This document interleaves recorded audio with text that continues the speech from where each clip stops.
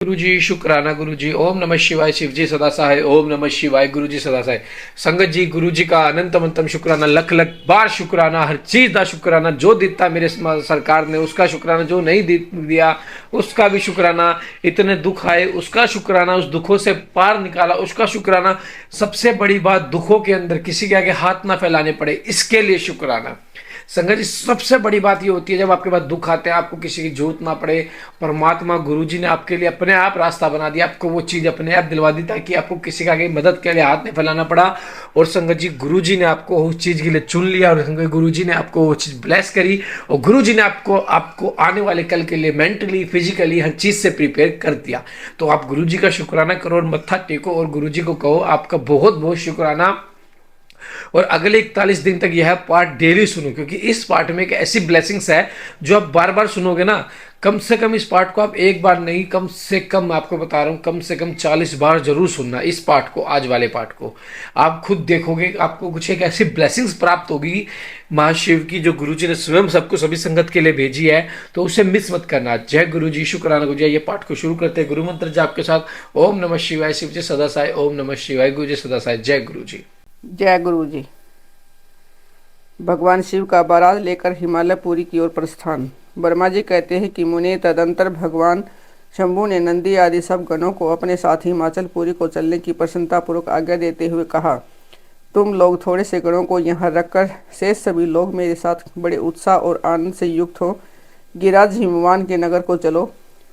फिर तो भगवान की आज्ञा पाकर गणेश्वर, शंखकर्ण, कैंकराक्ष, विकृत, विशाख, पारिजात, विकृतानन, दुदुम्भ, कपाल, संदारक, कंदुक, कुंडक, विष्ठभ, पीपल, सनादक, आवेशन, कुंड, पर्वतक, चंद्रतापन, काल, कालक, महाकाल, अग्निक, अग्निमुख, आदित्य, मुक्ता, धनावह, सनाह, कुमुद, अमोघ, कोकिल, सुमंतर, काकपादोदर, सनातक, मधुपिंग, कोकिल, पूर्णभद्र, नील, चतुर्वक्त्रकर्ण, अहिरोमक, यजवाक्ष, सतमन्यु, मेघमन्यु, काक्षाकूड, विपुराक्ष, सुकेश, वृषभ, सनातन, तालकेतु, षण्मुख, चैत्र, स्वयं प्रभु, लकुलेश, लोकांतक, दीप्तिदात्मा, दैत्यांतक, बिरकटी, रीटी, देवप्रिय, असनी, भानुक, परमथ तथा वीरभद्र अपने असंख्य कोटि कोटि गणों तथा भूतों को साथ लेकर चले।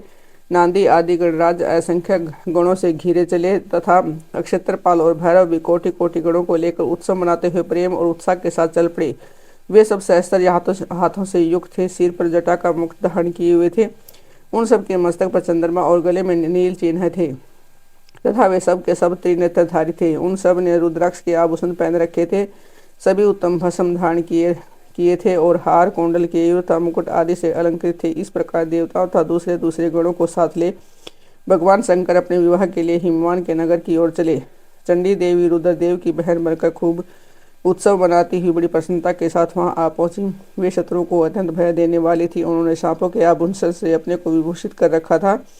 वह उनका वाहन प्रेत था। वे उसी पर आरूढ़ हो अपने माथे पर सोने का भरा हुआ कलश लिए चल रही थी। वह कलश महान प्रभापुंज से प्रकाशित हो रहा था। मुने वहां करोड़ों दिव्य भूतगण शोभा पाते थे, जिनका रूप विकराल था। उनके रूप रंग भी अनेक प्रकार के थे। उस समय डमरुओं के डिम डिम घोष से, भेरियों की गड़गड़ाहट से और शंखों के गंभीर नाद से 3 लोग गूंज उठे थे।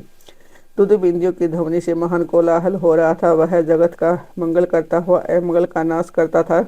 देवता लोग शिवगणों के पीछे होकर बड़ी उत्सुकता के साथ बारात का अनुसरण करते थे। संपूर्ण सिद्ध और लोकपाल आदि भी देवताओं के साथ थे। देव मंडली के मध्य भाग में गरुड़ के आसन पर बैठकर लक्ष्मीपति भगवान विष्णु चल रहे थे।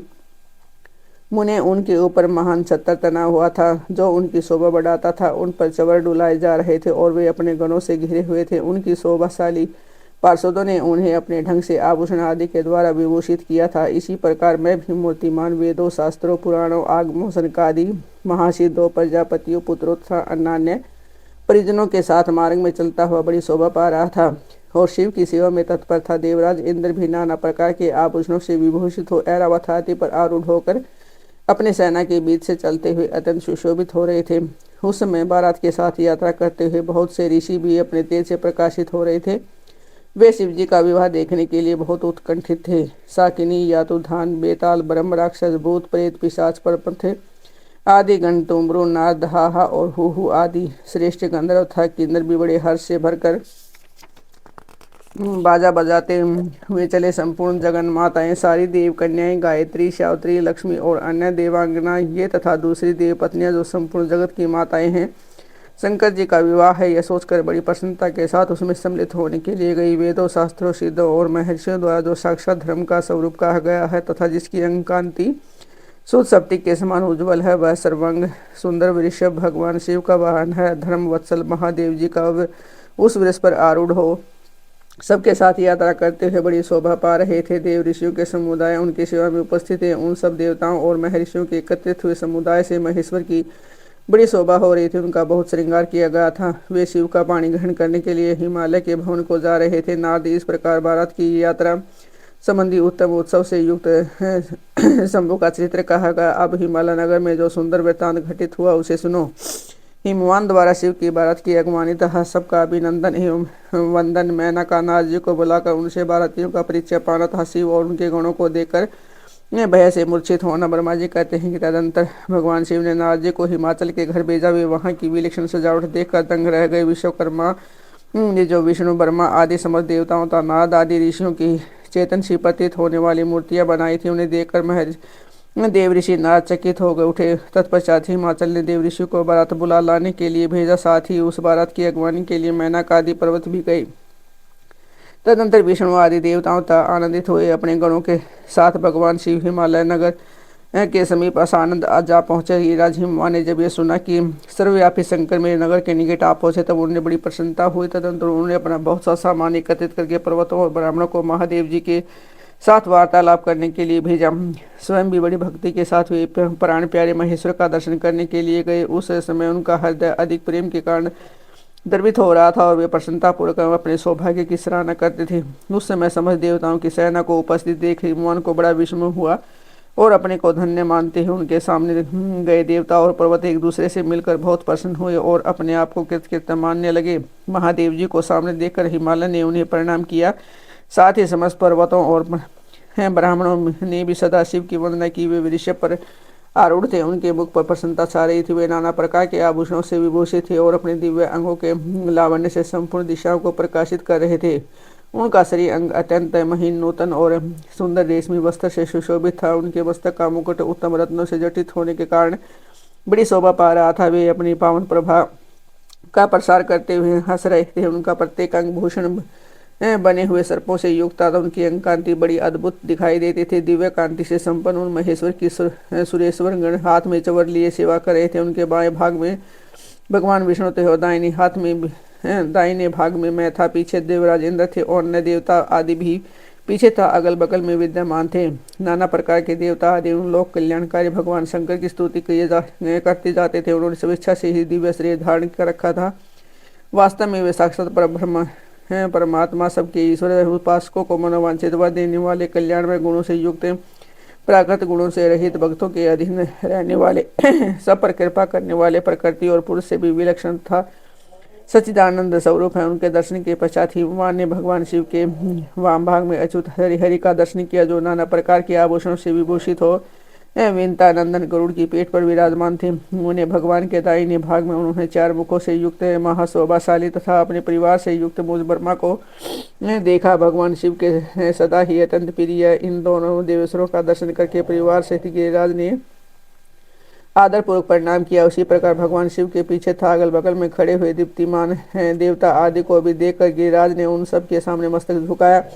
तत्पश्चात शिव की आज्ञा से आगे होकर हिमवान अपने नगर को गए। उनके साथ महादेव जी, भगवान विष्णु तथा स्वयं भू ब्रह्मा भी मुनि और देवताओं सहित शीघ्रतापूर्वक चलने लगे। मुनि इस अवसर पर मैना के मन में भगवान शिव के दर्शन की इच्छा हुई, इसलिए उन्होंने तुमको बुलवाया। उस समय भगवान शिव से प्रेरित होकर उनका हार्दिक अभिप्राय पूर्ण करने की इच्छा से तुम वहां गए। मैना तुम्हें प्रणाम करके बोली, मुनि, गिरिजा के होने वाले पति को मैं पहले ही देखूंगी। शिव का कैसा रूप है, जिनके लिए मेरी बेटी ने ऐसा उत्कृष्ट तपस्या की है। तात उस समय भगवान शिव भी मैना के भीतर के अहंकार को जानकर श्री विष्णु और मुझसे अद्भुत लीला करते हुए बोले। शिव ने कहा कि तात आप दोनों मेरी आज्ञा से देवताओं सहित अलग अलग होकर गिरिराज के द्वार पर चलिए, हम पीछे से आएंगे। यह सुनकर भगवान श्री हरि ने सब देवताओं को बुलाकर वैसा करने के लिए कहा। शिव के चिंतन में तत्पर रहने वाले समस्त देवताओं ने शीघ्र वैसी ही व्यवस्था करके उत्साहपूर्वक वहां से पृथक पृथक यात्रा की। मुने मैना अपने मकान के सबसे उस ऊपरी भवन में तुम्हारे साथ खड़ी थी। उस समय भगवान विश्वेश्वर ने अपने को ऐसी वेशभूषा में दिखा जिससे मैना के हृदय को ठेस पहुंचे। सबसे पहले बारात के जुलूस में विविध वाहनों पर विराजित खूब सजे धजे गाने बाजे के साथ पताका फहराते हुए वसु आदि गंधर्व आए। फिर मणि गरीवादि दक्ष यक्ष तदंतर कर्म से यमराज निरदति वरुण वायु कुबेर ईशान देवराज चंद्र इंद्र चंद्रमा सूर्य भृगु आदि मुनीश्वर तथा ब्रह्मा आए। ये सब उत्तरोत्तर एक से एक विशेष सुंदर शोभायमान रूप गुण से संपन्न थे। इनमें से प्रत्येक दल के स्वामी को देखकर मैना पूछती थी, क्या ये ही शिव है? नारजी कहते हैं, यह तो शिव के सेवक हैं। मैना यह सुनकर बड़ी प्रसन्न होती थी। हर्ष में भरकर मन ही मन कहते कि ये उनके सेवक ही जब इतने सुंदर हैं तो उनके स्वामी तो पता नहीं कितने सुंदर होंगे। इसी बीच में वहाँ भगवान विष्णु पधारे। वे संपूर्ण शोभा से संपन्न श्रीमान नूतन जलधर के समान श्यामा तथा चार भुजाओं से युक्त उनका लावण्य करोड़ों कदर्पों को लज्जित कर रहा था। वे पीताम्बर धारण करके अपनी सहज प्रभा से प्रकाशित हो रहे थे। उनके सुंदर नेत्र पर फूल कमल की शोभा को छीन लेते थे। उनकी आकृति से शांति बरस रही थी। पक्षीराज गरुड़ उनके वाहन थे। शंख चक्कर आदि लक्षणों से युक्त मुकुट आदि से विभूषित वक्षदल में श्रीवत्स का चिन्ह धारण किए वे लक्ष्मीपति विष्णु अपने अपरमेय प्रभापुंज से प्रकाशमान थे। उन्हें देखते ही मैना के नेत्र चकित हो गए। वे बड़े हर्ष से बोली, अवश्य ही ये मेरी शिवा के पति साक्षात भगवान शिव हैं, इनमें संशय नहीं है। मुने तुम भी लीला करने वाले ही ठहरे। अतः मैना की यह बात सुनकर उनसे बोले, देवी यह शिवा के पति नहीं है, अभी तो भगवान के सवारी हैं। भगवान शंकर के संपूर्ण कार्यों के अधिकारी तथा उनके प्रिय हैं। पार्वती के पति जो दुर्लभ शिव हैं, इन्हें इनसे भी बढ़कर समझना चाहिए। उनकी शोभा का वर्णन मुझसे नहीं हो सकता। वे ही संपूर्ण ब्रह्मांड के अधिपति सर्वेश्वरता स्वयं प्रकाश परमात्मा है। ब्रह्मा जी कहते हैं, ना तुम्हारी इस बात को सुनकर मैना ने उस शुभ लक्ष्मण उमा को महान धन वैभव से संपन्न सौभाग्यवती तथा तीनों कुलों के लिए सुखदायी माना। वे मुख पर प्रसन्नता लाकर प्रीति युक्त हृदय से अपने सर्वाधिक सौभाग्य का बारंबार वर्णन करती हुई बोली। मैना ने कहा कि इस समय पार्वती को जन्म देने के कारण सर्वथा धन्य हो गई। ये गिरीश्वर भी धन्य है तथा मेरा सब कुछ परम धन्य होगा। जिन जिन अत्यंत तेजस्वी देवताओं और देवेश्वरों का भी मैंने दर्शन किया है, इन सब के जो पति हैं वे मेरी पुत्री के पति होंगे। उसके सौभाग्य का क्या वर्णन किया जाए। भगवान शिव को पति रूप में पाने के कारण पार्वती के सौभाग्य का 100 वर्षों में भी वर्णन नहीं किया जा सकता। ब्रह्मा जी कहते हैं, नारद मैना ने प्रेम पूर्वक हृदय से जो ही उपयुक्त बातें कही त्यों ही अद्भुत लीला करने वाले भगवान रुद्र सामने आ गए। तात उनके सभी गण अद्भुत मैना के अहंकार को चूर्ण करने वाले थे। भगवान शिव अपने आप को माया से लिप्त एवं निर्विकार दिखाते हुए वहां आए। मुने उन्होंने आया जान तुमने मैना को शिवा के पति का दर्शन कराते हैं उनसे इस प्रकार का, सुंदरी देखो ये साक्षात भगवान शंकर हैं, जिनकी प्राप्ति के लिए शिवा ने वन में बड़ी भारी तपस्या की थी। तुम्हारे ऐसा कहने पर मैना ने बड़ी प्रसन्नता के साथ अद्भुत आकार वाले भगवान महेश्वर की ओर देखा। वे स्वयं तो अद्भुत थे ही, उनके अनुचर भी बड़े अद्भुत थे। इतने में ही रुद्रदेव की परम अद्भुत सेना भी वहां आ पहुंची, जो भूत प्रेत आदि से संयुक्त नाना गणों से संपन्न थी। उनमें से कितनी भी भवंडर का रूप धारण करके आए थे, कितनी ही पताका की मरम्मर ध्वनि के समान शब्द करते थे। किन्हीं के मुंह टेढ़े थे और तो कोई को रूप दिखाई देता था। कुछ बड़े विकराल थे। किन्हीं का मुंह दाढ़ी मूठ से भरा हुआ था। कोई लंगड़े थे, कोई अंधे थे, कोई दंड तथा पास धारण किए हुए थे, तो किन्हीं के हाथ में मुग्धर थे। कितने ही अपने वाहनों को उल्टे चला रहे थे। कोई सिंह, कोई डमरू, कोई गोमुख बजाते थे। गणों में से कितनों के तो मुंह ही नहीं थे, कितनों के मुख पीठ की ओर लगे हुए थे और बहुतों के बुतेरे मुख थे।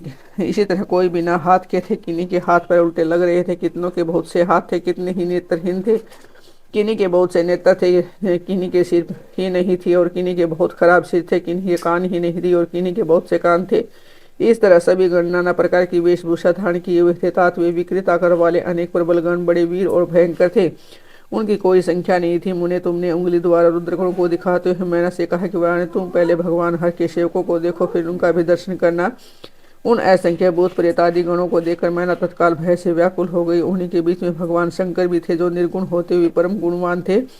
वे वृक्ष पर सवार थे। उनके 5 मुख थे और प्रत्येक मुख में 3-3 नेत्र। उनके सारे अंगों में विभूति लगी हुई थी, जो उनके लिए भूषण का काम देती थी। मस्तक पर जटाजूट और चंद्रमा का मुकुट, 10 हाथ और उनमें से एक में कपाल लिए, शरीर पर बागंबर का दुपट्टा और हाथ में पिनाक एवं त्रिशूल, आंखें भयानक आकृति, विकराल हाथी खाल का वस्त्र, यह सब देखकर शिवा की माता बहुत डर गई, चकित हो गई, व्याकुल होकर कांपने लगी और उनकी बुद्धि चकरा गई। उस अवस्था में तुमने उंगली से दिखाते हुए उनसे कहा, यही है भगवान शिव। तुम्हारी ये बात सुनकर सती मैना दुख से भर गई और हवा के झोंकों के खाकर गिरी हुई लता के समान तृप्त भूमि पर गिर पड़ी। यह है कैसा विकृत दृश्य है, मैं दुराग्रह में पड़कर ठगी गई। यो कहकर मैना उसी एक क्षण मूर्छित हो गई। तदंतर सखियों ने जब नाना प्रकार के उपाय करके उसे उनकी समुचित सेवा की, तब गिरिराज प्रिय मैना धीरे धीरे होश में आई।